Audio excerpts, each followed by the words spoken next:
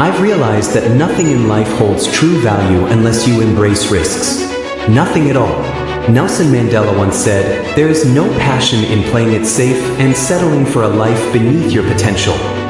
From school decisions to college applications and choosing a career path, I'm sure you've heard people advise you to always have a backup plan. Make sure you have something to fall back on, dear. But that never made sense to me. Why prepare to fall backward? If I'm going to fall, I want to fall forward. At least this way, I can see where I'm headed.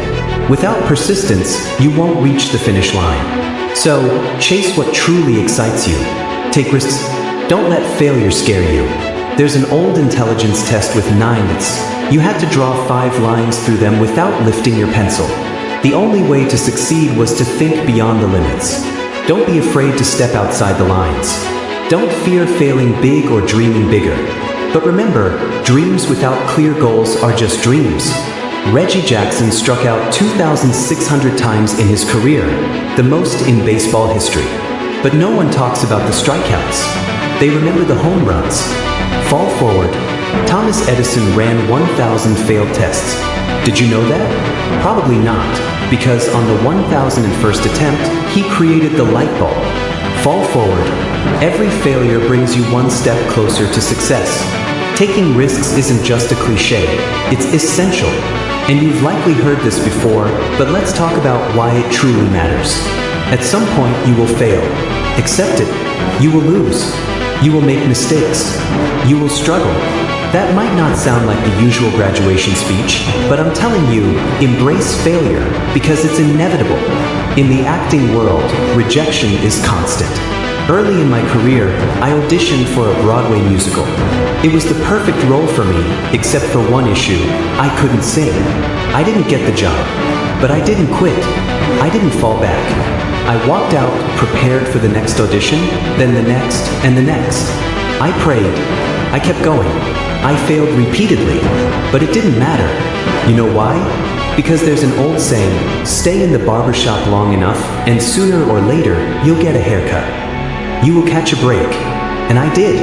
Last year, I starred in the Broadway play Fences. But here's the twist. It was at the same theater where I'd failed my very first audition 30 years before. The point is, every graduate here has the talent and training to succeed. But do you have the courage to fail? Because if you don't fail, you're not even trying. I'll say it again. If you don't fail, you're not even trying. To achieve something you've never had, you must do something you've never done. Imagine you're on your deathbed, surrounded by ghosts of the ideas you never pursued, the talents you never used. They stare at you, disappointed, saying, "We came to you because only you could bring us to life. But now we must die with you."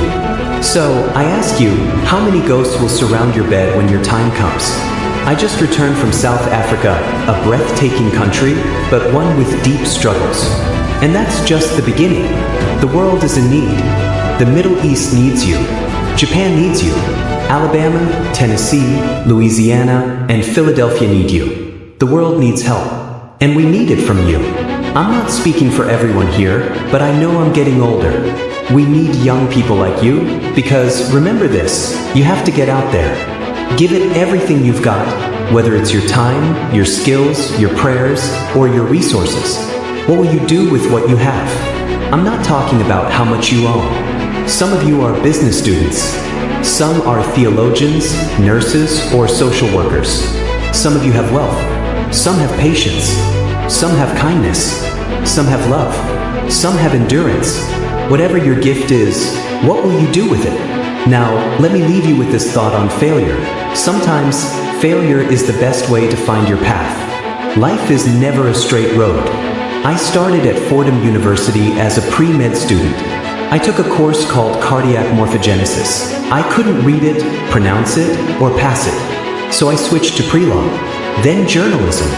With no focus, my grades dropped drastically.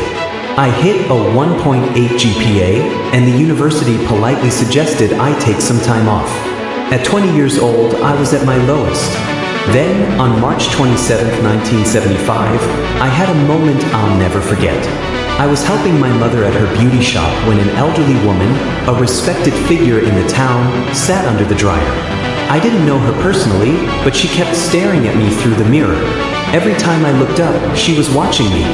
Finally, she removed the dryer from her head and spoke. She said something I'll never forget. "Young man, I have a prophecy, the spiritual prophecy. You will travel the world and speak to millions." And in the years that followed, just as she predicted, I traveled the world and spoke to millions through my films. Millions who, until today, had never seen me.